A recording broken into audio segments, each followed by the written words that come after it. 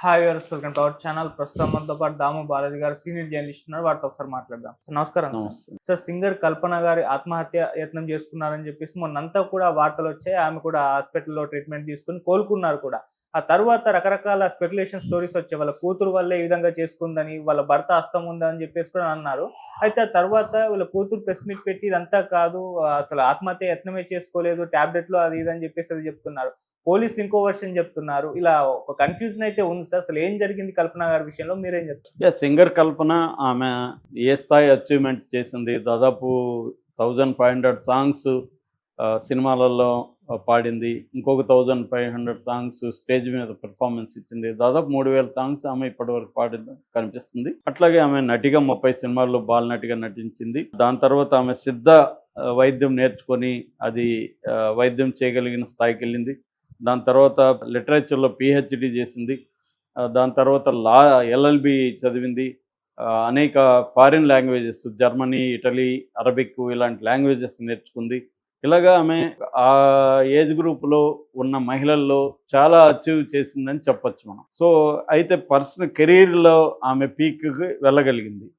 అయితే పర్సనల్ లైఫ్లో ఆమె ఇబ్బందులు ఉన్నాయి. 2010లో ఆమె భర్తతో విడాకులు తీసుకొని తర్వాత ప్రసాద్ ప్రభాకర్ అని ఇంకొక అతనితో గత 5 ఏళ్లుగా నివసిస్తుంది. ఆమెకు ఆల్రెడీ 3 కూతుర్లు ఉన్నారు. ఆ 3 కూతుర్లు ఎడ్యుకేషన్లో రకరకాల దీంట్లో ఉన్నారు. సో పర్సనల్ లైఫ్లో ఆమె కొంత ఇబ్బందుల్ని ఎదుర్కొంటుంది. కెరీర్ కూడా ఇప్పుడు ప్రజెంట్గా చూసినప్పుడు ఆమెకి గతంలో ఉన్న ఛాన్సులు లేవు. ఎందుకంటే ఓవరాల్గానే సింగర్స్ చాలామంది క్రైసిస్లో ఉన్నారు. ఎందుకంటే మనకిప్పుడు ఇంతకుముందు 6 పాటలు ఉంటే 12 మంది సింగర్స్ ఉండేవాళ్ళు, మేల్ ఫిమేల్. అలాగా ఇప్పుడు ఏంటంటే ఆటో ట్యూన్ వచ్చేసింది. తర్వాత సునో ఏఐ లాంటి ఏఐ బేస్డ్ వచ్చేసి సునో ఏఐలో నువ్వు లిరిక్ ఇస్తే అదే పాడేస్తుంది. అది మనం కనిపెట్టలేం కూడా. నేను మొన్న మా ఫ్రెండ్ ఒకతను షేర్ చేస్తే వింటే 2 వెర్షన్లు మనకి ఎంత ఇప్పుడు దీన్ని కొద్దిగా స్లో పేస్లోకి తీసుకెళ్ళంటే స్లో పేస్లోకి తీసుకెళ్తుంది. ఏ రాగం అడిగితే ఆ రాగంలోకి తీసుకెళ్తుంది. తెలుగు కూడా చక్కగా చేస్తుంది సునో ఏఐ. సో అటువంటి వచ్చేసినప్పుడు ఆటోమేటిక్గా సింగర్లకి ఛాన్సులు పడిపోతాయి. అలాంటప్పుడు ఏంటంటే ఓన్లీ సింగింగ్నే కెరీర్గా పెట్టుకునే వాళ్ళకి కష్టం అవుతుంది. అందుకని వీళ్ళు వేరే ఈమెకు కూడా అది ఉన్నట్టుంది. అందుకని వేరే దాని మీద కూడా ఇచ్చేసింది. ఈమె డబ్బింగ్ ఆర్టిస్ట్ కూడా నిజానికి కెరీర్ అయితే ఈమెకి సక్సెస్ అయింది. కాకపోతే ఏంటంటే మనకి ఏది లేదో అది కావాలని మనుషులు పరిగెత్తా ఉంటారు.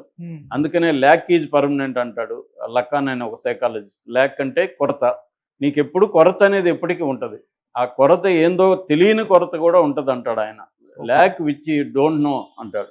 So lack is permanent. జీవితంలో ఒక కొరత నీకు ఎప్పటికీ ఉండనే ఉంటుంది. 10 కోట్లు కావాలనుకున్న వాడికి 10 కోట్లు ఇచ్చినాక వాడికి 100 కోట్లు కావాలనిపిస్తుంది. 10 కోట్లతో సాటిస్ఫై కాడు. ఒక కారు కొనాలనుకున్నవాడికి కారు కొన్నాక కారు కొనాలనే కోరిక నశించిపోదు. పెద్ద కారు కొనాలనే కోరికగా ఈ కోరిక మారిపోతుంది. అందుకనే డిజైర్ అన్నాడు. కోరికను కోరుతూనే ఉంటుంది. అందువల్ల ఈమెది కూడా నాకు అది కనబడింది. ఈమె ఒక సాటిస్ఫాక్షను, ఒక సంతృప్తి, కంటెంట్మెంట్ ఈమె కనిపించట్లా. నిజానికి పీకి వెళ్ళింది ఒక కెరీర్లో. ఇంకోటి సాధించాలన్న ఇది కనిపిస్తుంది. ఈ క్రమంలో ఆమె ఆత్మహత్య చేసుకుందన్న వార్త వైరల్ అయింది. చాలామంది ఆమె అభిమానులు ఉన్నారు. ఆమె సాంగ్స్ విని ఆమె సాంగ్స్ అంటే ఇష్టపడే వాళ్ళు చాలామంది ఉన్నారు. పైగా బిగ్ బాస్లో కూడా వెళ్ళింది కాబట్టి ఇంకా చాలామందికి ఆమె దగ్గరగా వెళ్ళింది. సో ఈ క్రమంలో ఆమె సూసైడ్ చేసుకునిందా లేదా అనేది నెంబర్ 1, చేసుకుంటే దేనికి ఏ కారణం అనేది నెంబర్ 2. ఈ 2 విషయాల మీద ఇప్పుడు రకరకాల వెర్షన్లు వస్తున్నాయి. ఫస్ట్ వెర్షన్ ఏంటి, ఆమెకి భర్తతో ఏదో ఇబ్బందులు ఉంది, అందుకనే ఆమె ఆత్మహత్యకి ట్రై చేసిందని నెంబర్ 1 వెర్షన్. ప్రసాద్ని పోలీసులు విచారిస్తున్నారు అదుపులోకి తీసుకొనని ఫస్ట్ వార్త వచ్చింది. తర్వాత ఏమొచ్చింది, ఆమె కల్పననే చెప్పినట్టుగా భర్తతో ఏమి లేదు, కూతురుతో వాగ్వివాదమైంది. కూతురు కేరళలో చదువుకుంటుంది, పెద్ద కూతురు దయా ప్రసాద్ అమ్మాయి పేరు. ఆమెను ఇక్కడికి వచ్చి ఉండమని తల్లి చెప్తే ఆ అమ్మాయి ఒప్పుకోలేదు. ఆ బాధలోనే ఆమె నిద్రమాతలు మింగిననేది 2వ వెర్షన్. 3వ వెర్షన్ ఏంటి, ఈ అమ్మాయే ప్రెస్ మీట్ పెట్టి చెప్పింది దయాప్రసాద్, మా అమ్మ అసలు ఆత్మహత్య అటెంప్ట్ చేయలేదు, ఆమె నిద్రమాతలు తీసుకునే అలవాటు ఉంది. ఎందుకంటే ఆమెకు అది కూడా నాతో గొడవ అనేది అబద్ధం, నాతో గొడవ కాదు. ఆమె ఎల్ఎల్బి, పిహెచ్డి 2 ఒకేసారి చేసింది. అందువల్ల ఆమెకి టెన్షన్ ఎక్కువైంది, ప్రెజర్ ఎక్కువైంది. ఆ ప్రెజర్ నుంచి తట్టుకోవడానికి ఇన్సోమ్నియాకి ఆమె మందులు తీసుకుంటుంది. ఇన్సోమ్నియా అంటే నిద్ర పట్టకపోవడం. ఆ ఇన్సోమ్నియా ఉంది ఆమెకి. ఆ ఇన్సోమ్నియా కోసం ఆమె మందులు తీసుకుంటుంది. ఈ మందులు తీసుకోవడానికి వల్ల ఆమె ఎక్కువ డోస్ అయిపోయింది. ఎక్కువ డోస్ వల్ల ఆమె స్పృహ తప్పిపోయింది అనేది కూతురు చెప్తుంది. సో ఇక్కడ మనకి పోలీసులేమో కేపీహెచ్బి పోలీసులు ఒక ప్రెస్ నోట్ రిలీజ్ చేశారు. ఆ ప్రెస్ నోట్లో ఏముందంటే ఈమె కూతురుతో ఆర్గ్యుమెంట్ వల్లనే ఆత్మహత్యకి ట్రై చేసిందనేది వాళ్ళు చెప్తున్నారు. పోలీసులేమో ఆత్మహత్య అటెంప్ట్ అంటున్నారు కారణం పక్కన పెడితే. కూతురేమో అసలు ఆత్మహత్య కాదు, మందులు ఎక్కువ తీసుకునింది, మా ఇంట్లో ఎటువంటి ప్రాబ్లమ్స్ లేవని కూతురు చెప్తుంది. ఆమె చెప్పినట్టుగా కల్పన చెప్పింది ఏమంటే కూతురుతో ఆర్గ్యుమెంట్ జరిగింది, కూతురు ఇక్కడికి రానంటే ఆ మనస్తాపంతో చేసుకున్నాను. పైగా ఒక గతంలో ఈనాడు గ్రూప్కి ఇచ్చిన ఇంటర్వ్యూలో కూడా ఆమె 2010లో మా భర్తతో విడిపోయిన తర్వాత కూతుర్ని పెంచడం నా కెరీర్ డౌన్లో ఉంది, ఆ టైంలో నేను చాలా ఇబ్బంది పడే ఆత్మహత్య కూడా ట్రై చేశాను, చివరికి చిత్ర గారు నన్ను కాపాడారు, ఈ రకంగా ఆమె చెప్పింది. అంటే ఇవన్నీ చూసినప్పుడు మామూలుగా చాలామందికి ఉన్నట్టే ఇవాళ మన అందరికి కూడా ఏదో ఒక ఫిజికల్ మెంటల్ ప్రాబ్లమ్స్ ఉంటాయి. కెరీర్లో కావచ్చు, పర్సనల్గా కావచ్చు. ప్రాబ్లమ్స్ లేని వ్యక్తులు ఎవరు ఉండరు. అలాగా ఆమెకు కూడా ఇష్యూస్ ఉంటాయి. ఇష్యూస్ని మనం ఎలా ట్యాకిల్ చేస్తున్నాం అనే దాన్ని బట్టి మన లైఫ్ ఉంటుంది. సో ఆమె ఒక్కోసారి ఏంటంటే మన లైఫ్ ఏది కూడా మన కంట్రోల్లో ఉండదు. మనం ట్యాకిల్ చేయాలనుకున్నా కూడా మనం చేయలేం. అంటే పరిస్థితులు మనల్ని డామినేట్ చేస్తాయి. అలాంటప్పుడు చాలామంది దాంట్లో ఉండలేరు, వెనక్కి రాలేరు.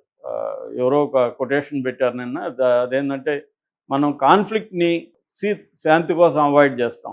అంటే ఇప్పుడు నీతో నాకు గొడవ ఉంది, నేను గొడవ పడితే నా పీస్ ఆఫ్ మైండ్ పోతుందని నేను ఆ గొడవను అవాయిడ్ చేసి వెళ్ళిపోతాను. దానివల్ల ఏమవుతుందంటే you create a war in your mind అని. అది నీతో కాన్ఫ్లిక్ట్ అక్కడే గొడవ పడి వదిలేస్తే అయిపోయేది. కానీ గొడవ పడకుండా నేను ఇలాగ పేరుకుంటా పోయాను 10 సంఘటనలు ఒక నెలలో, నా లోపల అది వార్ లాగా తయారవుతుంది. సో అది తినేస్తూ ఉంటుంది అన్నమాట. అందుకని కాన్ఫ్లిక్ట్ని ఎలా డీల్ చేయాలనేది పెద్ద విషయం. ఇప్పుడు ఈమెకి ఖచ్చితంగా కాన్ఫ్లిక్ట్ ఉండొచ్చు, కూతురుతో ఉండొచ్చు, భర్తతో ఉండొచ్చు. కాన్ఫ్లిక్ట్ లేని కుటుంబాలు ఏవి ఉండవు. ఏదో కుటుంబం అన్నాక కాన్ఫ్లిక్ట్స్ ఉంటాయి. వాటికి అసలు ఈ నిద్ర పట్టని దానికి ఈ మెడికేషన్లోకి వెళ్ళడమే ఒక డేంజరు. ఎందుకంటే చాలాసార్లు ఈ సైకాట్రిక్ డ్రగ్స్ సైడ్ ఎఫెక్ట్లు విపరీతంగా ఇస్తాయి. డిప్రెషన్ ఉంటుంది. ఆమె కూడా అది చెప్పింది కూడా ఇంటర్వ్యూలో, నాకు డిప్రెషన్ ఇవన్నీ కూడా వచ్చాయి గతంలో. సో ఇవన్నీ కూడా కామన్, మనుషులకి ఫిజికల్ ప్రాబ్లమ్స్ వచ్చినట్టుగానే మెంటల్ మనందరికి కూడా ఏదో ఒక టైంలో కొంత డిప్రెషన్ ఉంటుంది, యాంగ్జైటీ ఉంటుంది, న్యూరోటిక్ డిజార్డర్ ఉంటుంది, రకరకాల ఇష్యూస్ అందరికీ ఉంటాయి. అదేం తప్పు కాదు. వాటిని మనం ఎలా డీల్ చేస్తున్నాం అనేది వెరీ ఇంపార్టెంట్. అక్కడ మామూలుగా అయితే ఇటువంటి వచ్చినప్పుడు బిజీగా ఉండడం, మనం ఏదో ఒక పనిలో ఉండడం, అది వీలైనంత వరకు మనకు నచ్చిన పని అయితే ఇంకా బెటర్. లేదంటే ఆ పని వల్ల కూడా మరింత పెరుగుతుంది మనకు నచ్చిన పని చేయడం వల్ల. అలాంటివి ఉండడం వల్ల కొంతవరకు మనకి బ్యాలెన్స్ అవుతుంది. అలాగే నచ్చిన పనులు చేయడం, నచ్చిన ఫ్రెండ్స్తో గడపడం. మళ్ళీ టాక్సిక్ పీపుల్ కొంతమంది ఉంటారు, వాళ్ళు మన లోపల దాన్ని గుచ్చి లేపి దాన్ని ఇంకా ఎక్కువ చేస్తుంటారు. అలాంటి వాళ్ళని అవాయిడ్ చేయడం, ఇలాంటి కొన్ని జాగ్రత్తలు తీసుకోవాలి. లేదా సైకాట్రిక్ ట్రీట్మెంట్, మంచి సైకాలజిస్టో లేదా సైకాట్రిస్ట్ అయితే మందులు కూడా ఇస్తారు. సైకాలజిస్ట్ మందులు ఇవ్వడానికి లేదు, ఓన్లీ కౌన్సిలింగ్ మాత్రం ఇస్తారు. అలాగా తీసుకోవడం అనేది కూడా అవసరం. ఏదేమైనా బ్యాలెన్సింగ్ అవసరం. కల్పన చాలామంది ఏంటంటే ఆమెను ఇంత ఘోరంగా మీడియా ఇచ్చేస్తుందని, మీడియా చేయడం అంటే పోలీసులు ఇచ్చే కథనాలు, వాళ్ళు ఇచ్చే కథనాలనే మీడియా. చాలా కేసుల్లో ఏం జరుగుతుందంటే పోలీసులు త్వరగా ఒక అఫీషియల్ స్టేట్మెంట్ ఇవ్వరు, ఎందుకంటే వాళ్ళకి ఇంకా పరిశీలన దశలో ఉంటారు. అందువల్ల వాళ్ళు ఇవ్వలేనప్పుడు స్పెక్యులేషన్స్ పెరుగుతాయి అన్నమాట. అదే జరిగింది ఈ విషయంలో. మొత్తానికి వాళ్ళ కూతురు వచ్చి ఇది అఫీషియల్గా పెట్టడంతో కొంత తెరపడింది. లక్కీగా ఆమె ఆరోగ్యం కూడా బాగుందని చెప్తున్నారు. ఈరోజు ఆమెను డిశ్చార్జ్ చేస్తారని కూడా అంటున్నారు. Thank you so much.